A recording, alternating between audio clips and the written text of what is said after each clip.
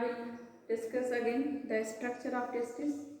Testis was covered by tunica vaginalis, tunica albuginea, and tunica vasculosa. Tunica vaginalis was peritoneum. Tunica albuginea is collagenous protein fiber which projects inside the testis and forms several. ऐसे ये tunica albuginea ये testis के अंदर project करता है और project करके ये इस तरह से कई सारे सेप्टा का फॉर्मेशन करता है।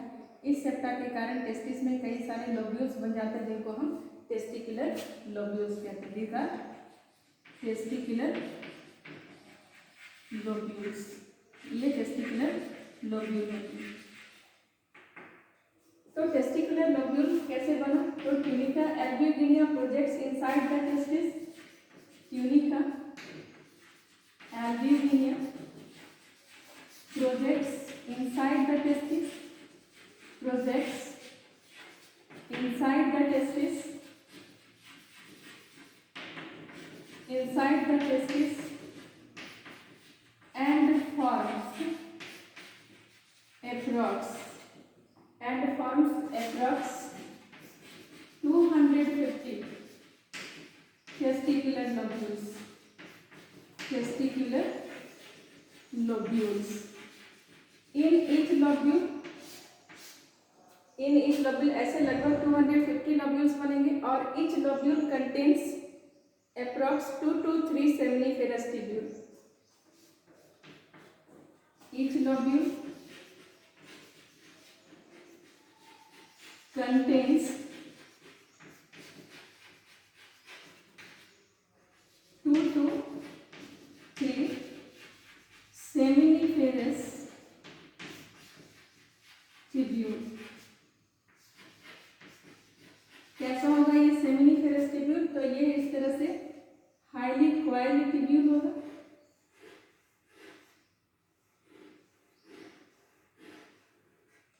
और ये इधर अंदर की तरफ जब यहाँ से ऐसे ये कॉइल्ड होगा और अंदर की तरफ ये जाएगा तो ये ऐसे स्ट्रेट हो जाएगा।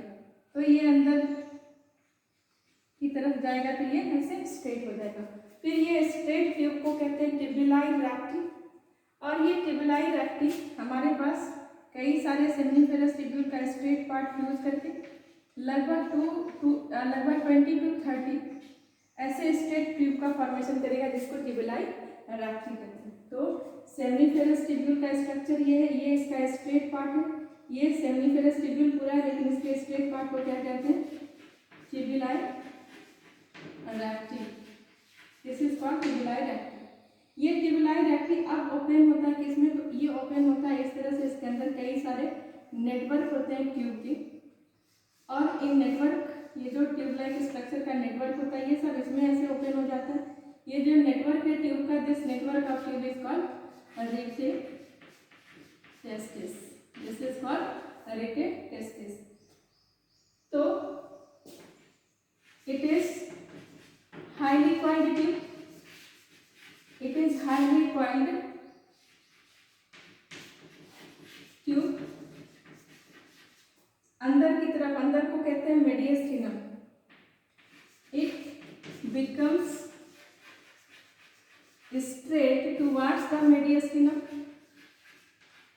It becomes straight towards the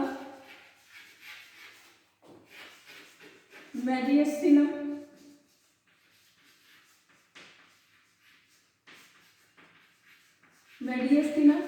and fuse to form approx 20 to 30 tubuli recti, and this tube and this straight tube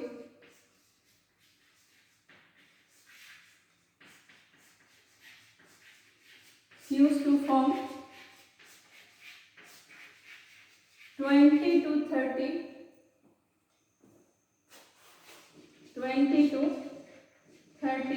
tubuli recti। ये फ्यूज करके 20 to 30 tubuli recti बनाएंगे।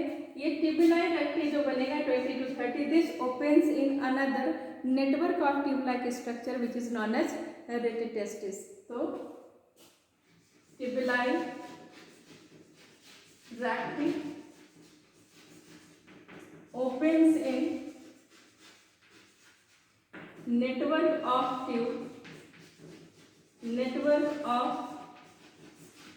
tubular structure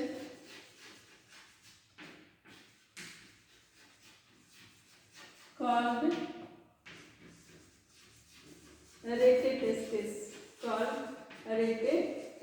तो यहाँ से देखो ये ऐसे फ्यूज करके ट्यूबुलाई रेक्टाई बना, जितना भी था ये स्ट्रेट हो गया और फ्यूज करके ट्यूबुलाई रेक्टाई बना है। ये लगभग 20 to 30 बना। फिर ये ओपन हुआ ऐसे ट्यूबुलर स्ट्रक्चर के अंदर में, इसके अंदर में कई सारे ऐसे चैनल जैसे बने हुए। These channel like structure are tubuli. These straight tubes are tubular recti and these channel like structures are network like structures are rete testis. तो ये सब के सब खुल गए किसमें? रेटेटेस्टिस में। ठीक, अब ये सेमिनिफेरस ट्यूब्यूल से स्पर्मेटोजोआ ट्यूबुलाई रेक्टाई से होकर निकलेगा, यहाँ से ट्यूबुलाई रेक्टाई से होकर ये रेटेटेस्टिस में जाएगा। रेटेटेस्टिस से फिर से पतले पतले डक्ट का फॉर्मेशन होगा और इस डक्ट को कहेंगे vasa efferentia. This vasa efferentia opens in the next part of male reproductive system, that is epididymis. So from the rete testis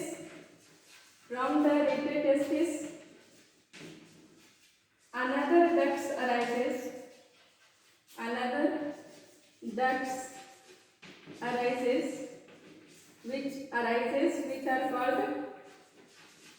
which are called क्या कहेंगे उसको? which are called vasa efferentia। और ये वासा एफरेंसिया टेस्टिस और epididymis को connect करता है। तो वासा एफरेंसिया किसको कनेक्ट करेगा? टेस्टिस खुलेगा किसमें? वासा एफरेंसिया के थ्रू, ये एपिडिडामिस में खुलेगा।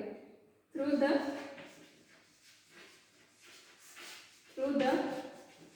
vasa efferentia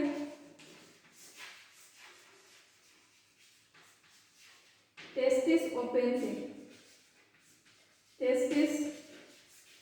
opens in another part of male reproductive system,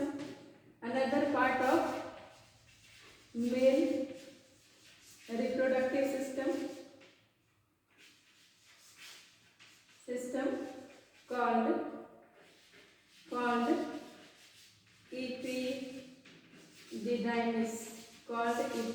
epididymis। ठीक है, तो ये स्ट्रक्चर देखो टेस्टिस का, ये टेनिका एल्बिगिनिया जो अंदर की तरफ प्रोजेक्ट करके सेप्टा बॉल का फॉर्मेशन किया, जिसके कारण टेस्टिस में कई सारे लोब्स बन गए। These lobes are testicular lobule. Approx 250 testicular lobules are present in each testis. In each testicular lobule, approx 2 to 3 seminiferous tubules are present. These seminiferous tubules are highly coiled tubes which are made up of germinal epithelium. ये germinal epithelium का sales है, और जो germinal epithelium है वो spermatogenesis कर सकता है, मियोसिस डिवीजन कर सकता है और वो गैमेट्स का फॉर्मेशन करेगा। तो गैमेटोजेनेसिस कौन करेगा? ये सेमिनिफेरस ट्यूब्यूल जो कि इस टेस्टिकुलर लोब्यूल के अंदर प्रेजेंट है।